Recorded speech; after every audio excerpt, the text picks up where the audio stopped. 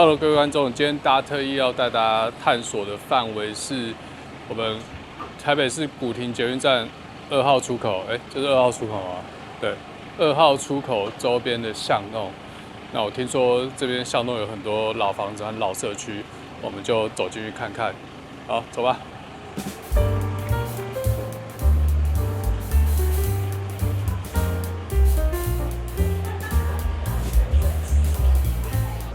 看起来这边很多都已经都更完了。哦，前面这栋建筑物其实蛮有趣的哈，还没有都更哦。然后它这个很窄，但看起来大概是2公尺深度的房子，然后这样窄窄一栋往上，然后上面还有这个横梁啊，所以看起来前面这栋和后面这栋是接在一起的，它结构是接在一起的，可是它的空间是独立的。啊，我就在想，哇，这个房子它楼梯要怎么上去啊？这么窄，那这边前面已经变成是一间餐厅了。哦，它是一个卖烤地瓜的一个小商铺。我绕到另外一边看一下，因为店家没有开啊，所以也不知道它内部的结构。前面这个是一间 temple， 啊，这个是盖的比较现代的 temple。我们台北市有很多庙宇或者是佛寺，它直接盖在大楼或者是公寓里面，1楼或者是有可能是2楼甚至3楼。这是一个蛮有趣的现象，哦，它不是像那种传统庙宇的那种风格，它是直接盖一间大楼，然后里面是佛寺。走到这个巷子里面看看好了，我不知道这是1楼还是 B1 啊，它的 level 应该是比我现在的地平面还要低，所以大家有看到这边都有水沟，如果这边的水沟堵塞，这边又积水，哇，那住在下面的人就完了，可能会灭顶。这个结构真的是蛮特殊的老公寓。那左手边这边老公寓呢，就是我们一般经典的国民党时代的建筑，几乎每户都有 grills， 就是所谓的花窗。那我们台湾的 grills 呢，早期的会真的有做这种花窗，有没有看到？有一些装饰，但是比较新的铝门窗，它就是grading 横格栏，那这个是被很多台湾人称为诟病的这种铁门窗加盖。那实际上早期这些铁门窗应该是为了防盗，可是你看大家这个4楼或者是5楼，我是不知道窃贼要怎么进去的。就加装这个铁门窗的意义是什么？我就很奇怪了。啊，你看更高的地方也都有做，这个已经超过10层楼了，也装铁门窗啊，就不是只是防盗了，我觉得，还是他觉得邻居会爬进去，从旁边爬进去，为了偷东西冒生命危险这样爬，不可思议哦。台湾巷弄还有一个特点，就是有些住户会摆很多植物，绿化环境。可是像这些植物啊，台湾很多住户就是摆而已，没有去考虑好不好看。啊，像这间，这个墙壁下面都长出植物了，我觉得也是蛮有味道的，有没有？这是我们台湾巷子的味道。假设我今天是一个外国人，然后我要住台湾，我要来台湾玩，我想要住 Airbnb， 我会想要住在这种60、70年代盖的传统台湾公寓，因为它代表最正宗的台湾味道。那我们台湾民宅有一个特点，就是 we build but we don't maintain。我们会盖房子，但是我们从不 maintain 这间房子的外观。We rather invest our money in interior remodeling than the outside of the building。所以大家可以看到，这些40岁以上的旧公寓，它的外墙都破破烂烂，它那个瓷砖掉了也不补，像这样，然后很多冷气线啊、电线都直接走明线在外面，很混乱的感觉。然后冷气的室外机有空间就打上去，不管外观。像这些 tiles 啊，其实用高压水柱一喷，就会跟日本一样干净，不会显得这个房子这么旧。可是我们大部分的人宁愿把钱花在内部装修上面，可能会买很好的这个 countertop 啊，那也有可能是比较好的一些漆啊，或者是浴室马桶，但是建筑外观 nobody cares，这就是台湾的特色。大家到台湾来，想要看的就是这个浓浓的台湾味。像这个巷子，左边就种了很多这种 shaded 耐阴植物啦，这样讲好了。那因为我们台湾在亚热带，所以有非常多这种很好看的耐阴植物。可是这就是我说的，随便摆，当成兴趣在种。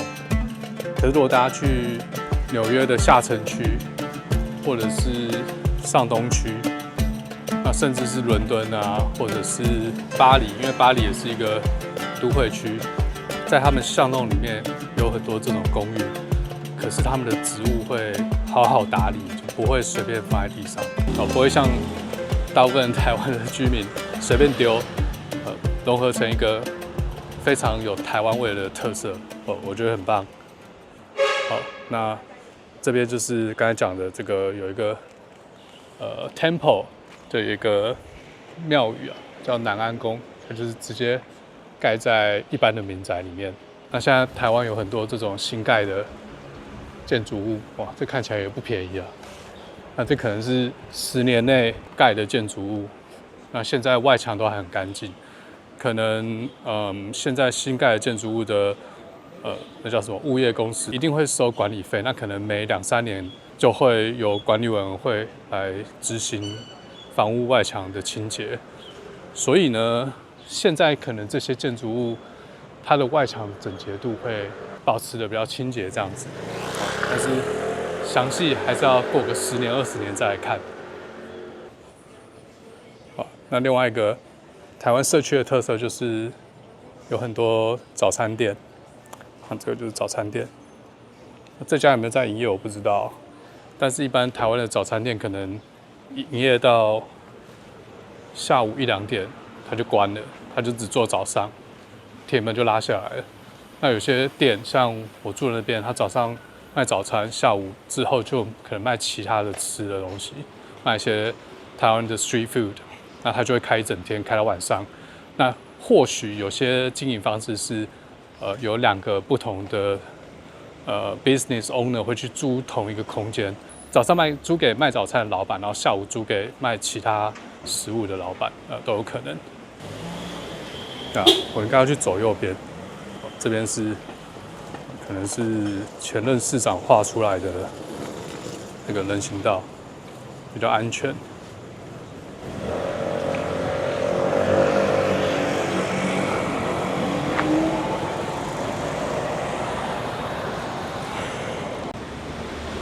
像我现在前面这栋建筑物呢，它右侧是楼梯左侧是带有 balcony 的民居啊，就是有阳台民居。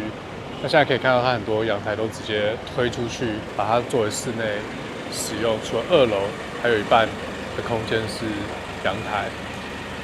那像这栋房子呢，我觉得它这整个布局其实蛮日本的。那大家可能在日本会看到很多这样的布局，不管是在东京都内还是在日本乡下，可是到台湾，再加上这些外部的一些违建啊，就会变得很有台湾味了。那大家如果想象一下，如果把这些阳台加盖都去除掉，然后把这些电线都好好打理的话，其实我觉得这栋建筑物是一个蛮有历史感，而且还蛮好看的一栋3到4层楼高的建筑。那像我前面这间房子的格局，在早期的台湾也很常见。那通常这种房子有可能是一个套梯处，就是它是一个1到3层楼都是属于同一个家庭的居所，在一开始。然后它这个院子呢，是一个很传统的台湾味道，前面有一个门。那不过我们现在看到这个门，它是一个往下的结构，它不是在同一个平面上。院子里面种了一棵树，这棵树可能也有一段历史了。那这个就是我很喜欢的一种台湾老建筑的感觉。像这间它就是有一些花窗，像这个很特殊哦，这间它里面2楼的窗户是木窗的，它可能是已经有30年或40年历史的木结构的窗台。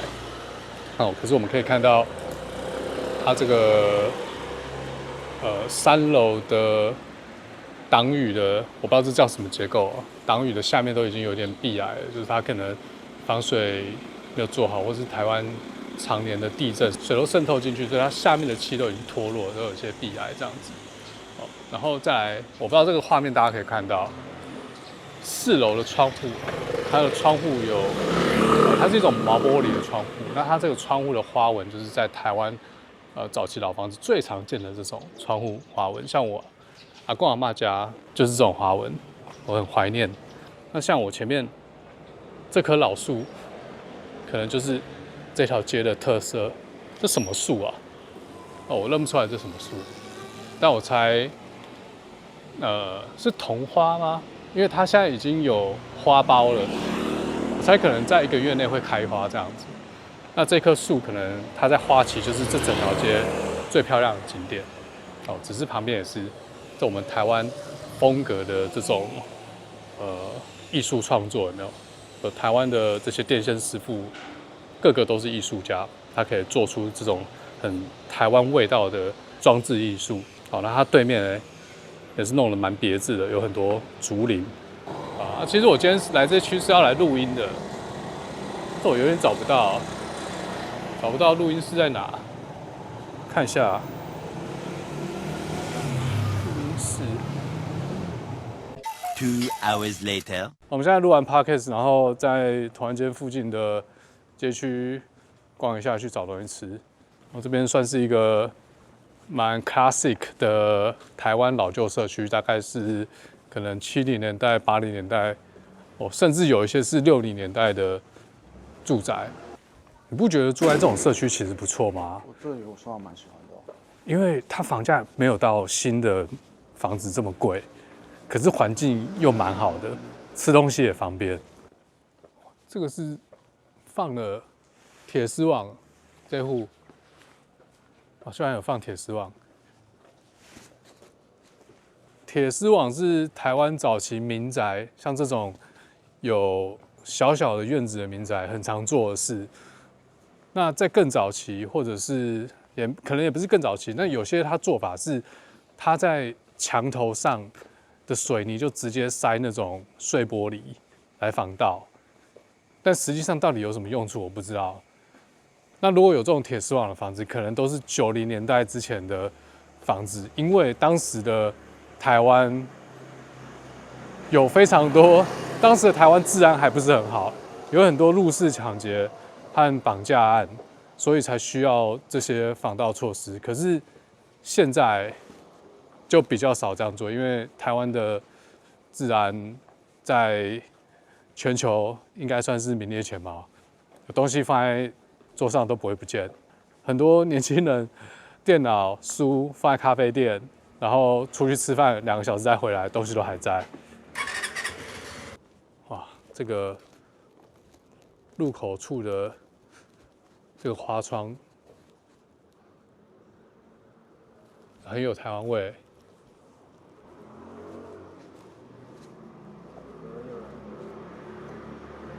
对，这栋楼我是觉得蛮有趣的，像它这个楼梯上去之后，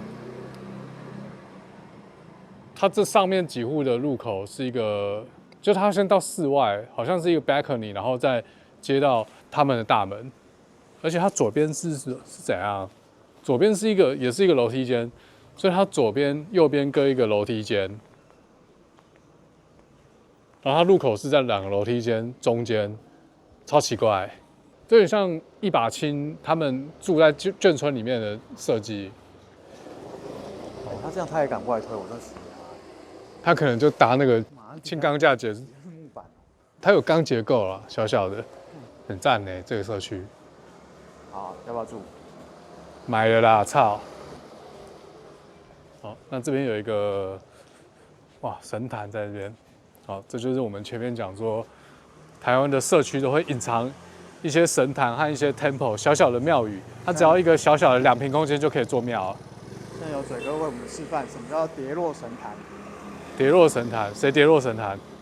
好，我们随便选一条巷子进去看一下。往这边走。走，来看这个宰相，来看一眼。所以这边的民宅应该都有40年历史，然后都没有电梯。有一只猫。这个是什么空间啊？我靠！这有一个城市里面的小花圃，可能社区居民会在那边种菜。这个有芭蕉，有个小花圃。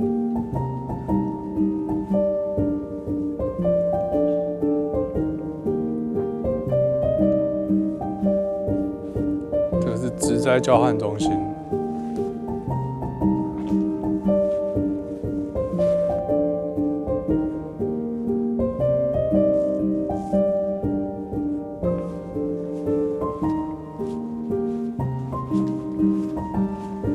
这个电线这么低啊，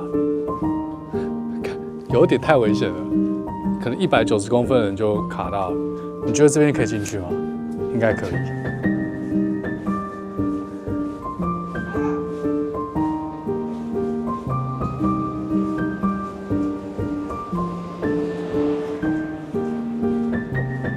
是一个死胡同哦。对啊，这边是住宿了。没东西。台北市还有这种区域，对，有点像眷村。这很酷哎，很像中国有没有？刚刚那边也有。经过北投那边也有。哦，那边也有公车。哇，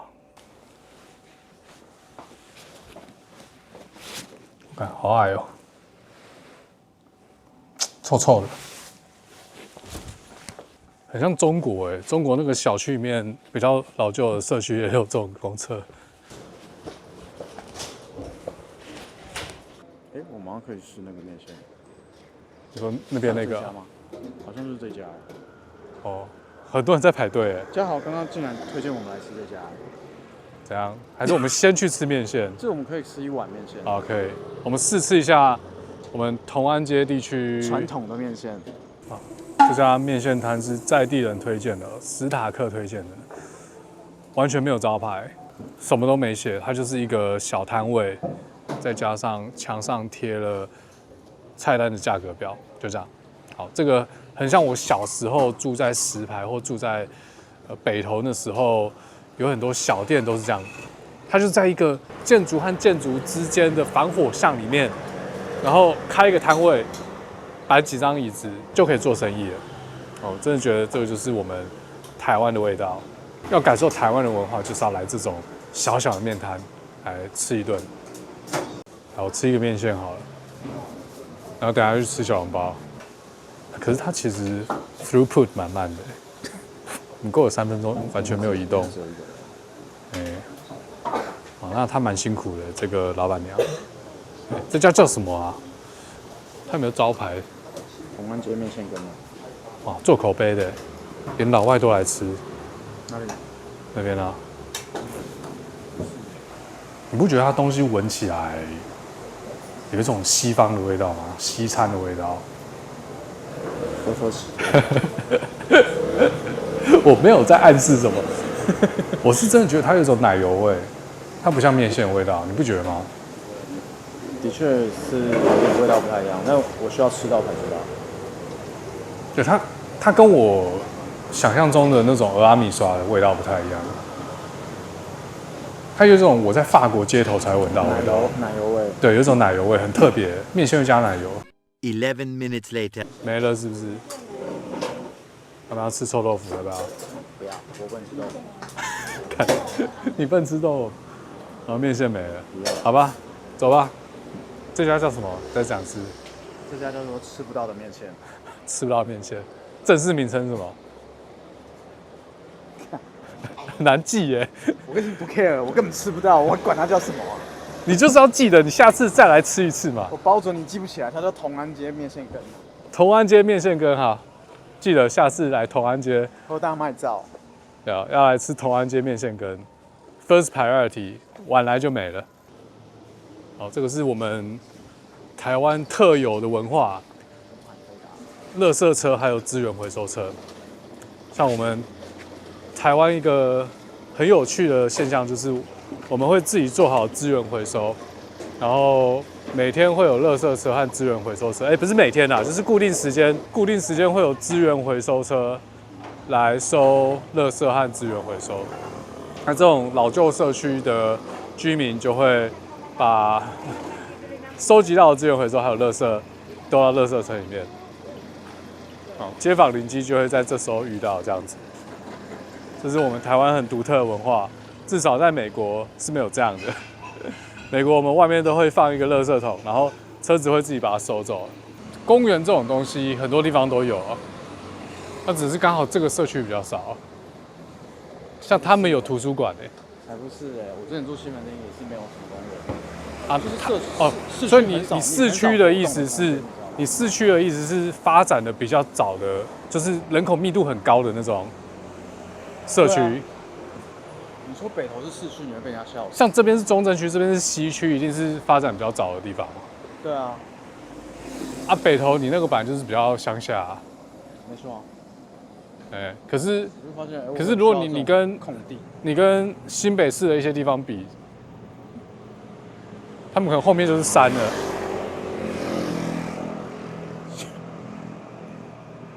你大概是不懂新北市。那你觉得你家比较市区，还是我家比较市区？那你家？可是我家的公园更多你家的公园有吗？有啊，我家超多公园的。哪里啊？什么？我忘了名字啊。麦当劳那边就2个公园，再过去还有士林官邸这么大的公园，对不对？没啦。还有再往河堤就是一个公园了。河堤？你家走得到河堤吗？我现在河堤旁边，好吧。桥下那边都是公园，全部都是公园。所以我去士林，我觉得还 OK 啊。哦。就是活动空间是多的。操，差点摔死。这个老树。我觉得你习惯这样拍，你真的是至少会摔死。我是被你分心的。是吗？对。我做什么事让你分心的？我觉得这个真的规划的不错啊。这个人行步道啊，有人行步道是很好，我是觉得很重要。对啊，但还是不能贪污。啊？到底柯文哲被判定贪污了没有？一审都还没有判决出来。为什么我好像觉得世界上的人都已经觉得他在贪污？然后我，算了。不敢讲了。对啊，接下来不方便。不管讲哪一边都会被出征。我觉得这种氛围不是很好。不会啊，会出征你的都很喜欢这种氛围。这么远啊！我们只好在那个同安街面店没开，只好来吃这个连千亿开的很猪席啊！很猪席。你要丝瓜。绝对不可以丝瓜啊！人家给一个赞，你不能跟我说不行。不行，丝瓜这种东西不能吃，你知道吗？为什么不要原味？啊？原味啊！对，原味听起来就弱弱的啊。原味你才可以比较好吗？你要跟什么比较？鼎泰丰啊！他们的音响怎么有立体音啊？有人声。AI 人生。他们的这个音场，他们的音响感觉好像身临其境，而且有一种和声的感觉。而且唱的不错。对，老板唱的不错，虽然我是没听过这首歌。我没听过，我要掌声鼓励一下。老板自己的歌，自己出唱片，对啊，自己在店里唱片，不知道有什么歌。老板在播自己的歌，你不知道吗？这个不能录了，这会被，这有版权问题。好，我们的点的菜来了，这种很主席啊，小笼汤包专卖店。好，我们点了这个小笼包，然后这是什么？我点的这是什么？看点完就忘了、担担面，对，这是什么担担面？它有个名字。我一个招牌担担面。招牌担担面，对，看起来有点辣。然后还点了这个红油抄手，好不好？好，担担面到底是干面还是汤面？都有。所以从名字无法知道它是汤面还是担面。好像对。那什么杜小月担担面有点湿。我刚刚以为是汤面。粉丝们来一口。哦，它是麻酱，对不对？芝麻酱，然后加碎肉，有一点辣辣的。然后它有一种泡面的味道。泡面味道，有酱的。对，我觉得应该是酱。然后它酱有一种，可能是花椒什么的弄出来的，我觉得应该有花椒。我觉得马上吃了大量的淀粉。健康检查要爆了。我2年没有健康检查，那我觉得我健康检查还不错。不错是指，当你没有运动是不是？当你没有工作的时候，你就觉得对，健康检查都问你说什么？哦，你一周工作几小时？0小时马上过关。对，他想要知道你这个红字是跟什么东西相关。所以可能你一周工时很长，然后工作压力很大，然后导致了你哪个东西红字。小笼汤包还可以啊。我觉得工作里面跟白痴开会最容易增加我的红字。干嘛跟他们生气？就是跟网络酸民是一样。不是，因为你就得被锁在那个空间里，跑不掉。网络酸民你可以不看，对啊，你就得坐在那里。那你会出声吗？你就默默的听完，你就默默的看着一切的发生。我后来学到一个好方法，就是放空。coach 我一下，就这样。你是在现场还是线上会议？你说我的灵魂还是我的肉体？肉体。我肉体在现场。我都是线上 meeting。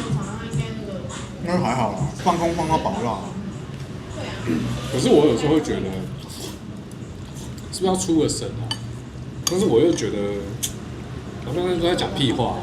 大家都会为了表达而表达，你知道吗？当有一群人开始为了表达而表达的时候，你就会觉得自己也需要表达一下。不然好像没在做事。参与感。对。这种风气开始之后呢，这些公司就会开始往下坠，因为大家都在浪费时间。来，我试一下这个。来，粉丝们先吃一口，对吧？红油抄手。它这里面加那个花生，蛮有趣的。它红油抄手的味道也蛮有趣的，它是酸辣的，跟我想的不一样。不过红油抄手还不错。都还不错，就是还蛮好吃。对。水准以上，这家不错。老板唱歌也蛮好听，看也有外国人来吃，然后那我们就把它吃完这样。点个龙卷风，很主席啊，连千亿开了，好不好？来这家同安小酒馆啊，续团。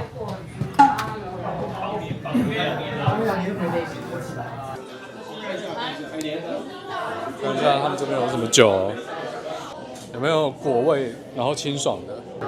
台湾的，你要台湾的，对，这是油滚，这是花香的365，对，或者是小雪白啤酒，德国小麦白啤，对，或者是龙津津，它带点花香，也蛮清爽的，对。棒的。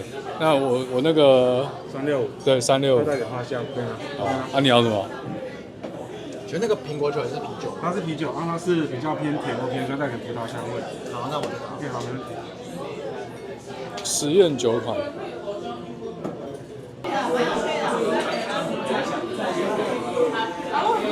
它这地板很像以前台湾早期的那种 disco 啊，或者是餐厅会出现的拼花地板，很有味道。然后这边还可以唱歌。然后这一家店里面有一种台湾才闻得到的味道。那这种味道应该是台湾当地生产的芳香剂的味道。我在世界其他地方很少闻到这种味道。那如果我每次闻到这种味道，都是在台湾的店面，我也不知道怎么形容这样的味道。这个是一个蛮廉价的味道，也不能说廉价，就是很常闻到的味道。你不觉得啊？你有没有闻到？你说什么？就是它有一种芳香剂，它店里面芳香剂的味道，然后这个味道只有在台湾才闻得到。没有，你一定是没有闻过菲律宾的，你才会觉得台湾。你说菲律宾也是都这种味道？菲律宾有一个超强劲的廉价味道。可是我是说这个是台湾特有的味道，跟它廉不廉价？但是没有芳香吗？就是有，这不是一个芳香剂啊吗？没有，它有一种以前小时候去网咖才会有的味道。好乐迪的那种。对，好乐迪的味道 ，exactly。可是这比好乐迪清淡非常多。对，那它可能没有喷那么多。对，就是好乐迪的味道。我在全世界，虽然我也没有去过那么多地方，我没有闻过好乐迪的味道，我只有在台湾闻过好乐迪的味道。还是我先请老板来揍你？用好乐迪的芳香剂怎么了吗？点了一个卤味拼盘啊，我们刚才才嗑完担担面、小笼包、小笼汤包，然后这卤味拼盘，这盘多少钱？380，台币380。那这个分量应该差不多啊，不然380蛮贵的。好，这380，有点吃不完的感觉。So this is a food called 米血。Let me show you. Yeah, it's made of pig's blood and rices. They got mixed together, and the color is black. So it's kind of weird for foreigners, but it actually tastes very good. But I cannot find any perfect or precise English word to describe taste of 米血. But it's kind of a food that you must try when you visit Taiwan. It's really good. 我现在在中正区的同安街古亭站附近。如果你们知道这边有什么秘密景点，或者是特别有看头的老旧社区，可以在下面留言。或者这附近有什么好吃的、必吃的我家巷口小吃店，那欢迎也在我们下面留言，让我们知道，或者让其他的观众知道。今天古亭站2号出口的探索就到这边，下次再见喽，拜拜。